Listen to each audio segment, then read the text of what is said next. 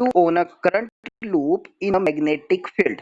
ये torque Q जो ये एक मैग्नेटिक फील्ड है, ठीक है। अब इसमें टॉर्क क्यू कैसे एक्ट करेगा? टॉर्क क्यू होता है फोर्स इनटू परपेंडिकुलर डिस्टेंस। ये अपने दिमाग में रखना है आपने। हमारे पास दो डायग्राम है, हम दोनों डायग्राम की हेल्प से इसको सोल्व करेंगे। बहुत इंपॉर्टेंट टॉपिक है ये। तो सबसे पहले जैसा डायग्राम बनाए, पहले डायग्राम की हम पूरी एक्सप्लेनेशन देंगे। Consider rectangular conducting loop A B C D.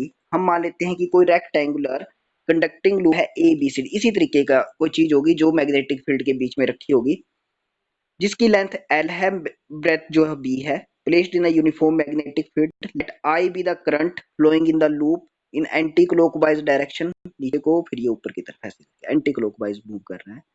Late theta be the angle between N. Theta जो है वो एन के नॉर्मल के बीच में एक एंगल है। ये थीटा नॉर्मल के बीच में एंगल है। ये मैथमेटिकल सोल्व करने के लिए हमें इस डायग्राम की जरूरत पड़ेगी, ठीक है। वैसे ही देखने में ये ऐसा होगा, मैथमेटिकल सोल्व करेंगे तो हमें इस तरीके का इसको इमेजिन करना पड़ेगा। We know force acting on a conductor of length L।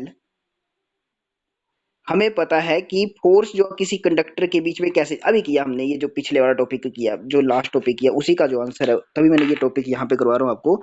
We know force acting on a conductor of length L carrying current I, the magnetic field क्या हो जाएगी? तो force F is equal to, जो उसका answer आया था, I into L cross B। Force acting on the arm A B. अब यहाँ पे फोर्स दो लग रही है, देखिए, एक ए बी के ऊपर लग रही है, एक सी डी के ऊपर लग रही है। हम दोनों के बारे में लिखेंगे। सबसे पहले लिखेंगे force, there force acting on, force acting on arm A B. तो अगर आपको ए बी आर्म के ऊपर बोले कितनी फोर्स लग रही है, तो आपको सामने लिख रही है F1 फोर्स लग रही है, ठीक है। तो आप लिखोगे F1 is equal to I into L cross B. इसे इक्वेशन नंबर 1 मान लेंगे। Similarly, force acting on arm CD. Similarly, force acting on arm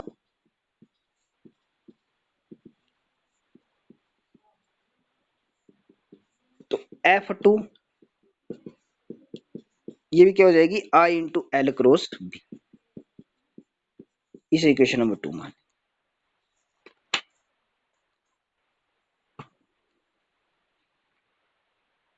अच्छा, जब F1 और F2 एक दूसरे के कैसे लग रही है? F1 नीचे की तरफ लग रही है यहाँ पे, और F2 इस तरफ।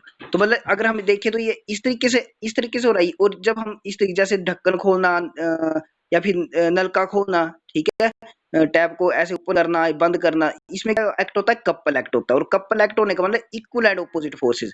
इसका मतलब जितनी फोर्स F1 है उतनी फोर्स F2 होगी। F1 और F2 बराबर है, तो यहाँ बिल्कुल F1 और F2 बराबर है।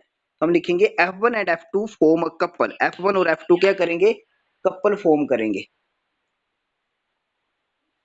F1 and F2 form a couple. और आपको कपल पता है कि इक्वल एंड ऑपोजिट फोर्सेस होती हैं दोनों में। F1 and F2 form a couple to rotate the anti clockwise.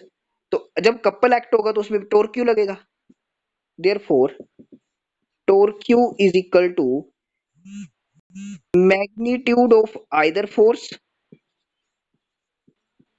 Either मतलब F1 भी हो सकती है और F2 भी हो सकती है, इसलिए मैंने आइदर शब्द लिखा है यहाँ पे। Magnitude of either force multiply lever arm या परपेंडिकुलर डिस्टेंस। एक ही बात होती है, लीवर आर्म भी वही चीज और परपेंडिकुलर डिस्टेंस भी वही चीज है, ठीक है। परपेंडिकुलर डिस्टेंस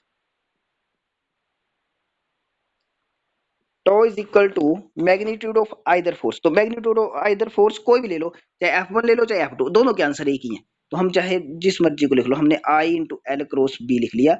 ये F1 भी हो सकता है और F2 भी हो सकता है, ठीक है। Multiply perpendicular distance. अब हम परपेंडिकुलर डिस्टेंस यहाँ पे देखेंगे कि यहाँ पे परपेंडिकुलर डिस्टेंस कौन सा लग रहा है, दैट इज DN। ये वाला, यहाँ से लेकर यहाँ तक DN, परपेंडिकुलर डिस्टेंस DN। ये लीवर आर्म भी बोल सकते हैं इसको, कहीं पे लीवर आर्म भी लिख सकते हैं। I L cross B, cross product हटेगा तो साइन थीटा लगेगा, तो ये हो गया I L B sine theta, और साइन थीटा का एंगल भी पुट कर लेते हैं, थीटा एंगल 90 डिग्री है, नॉर्मल के साथ लग रहा है, I L B sine 90 multiply D N की वैल्यू, डी एन की वैल्यू दी हुई है B sine theta, B sine theta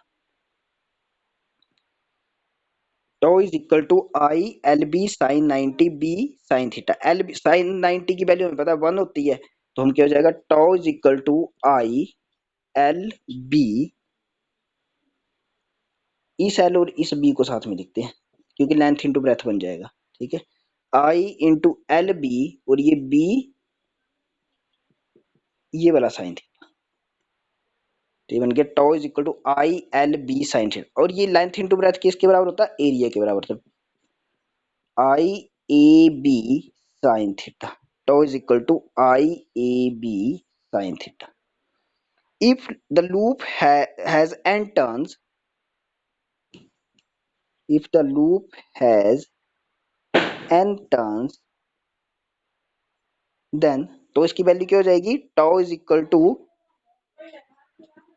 N I A B sine theta, tau is equal to N I, N लग जाएगा और उसकी जरूरत नहीं, आप यहां तक भी करोगे तब भी ठीक है। तो ये आपके पास हो गया टोर क्यू का, tau is equal to N I A B sine theta या tau is equal to I A B sine theta.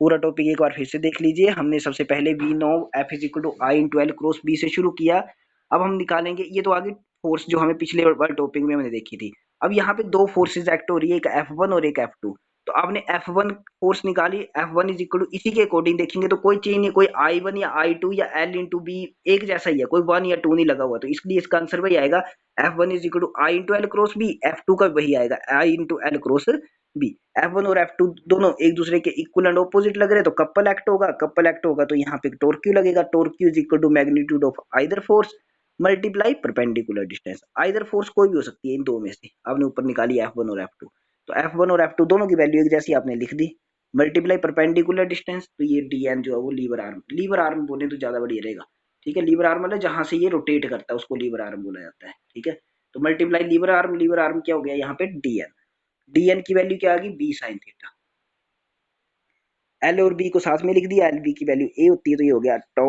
Is equal to I A B sine of theta, ठीक है भाई, समझ में आ गया सभी को।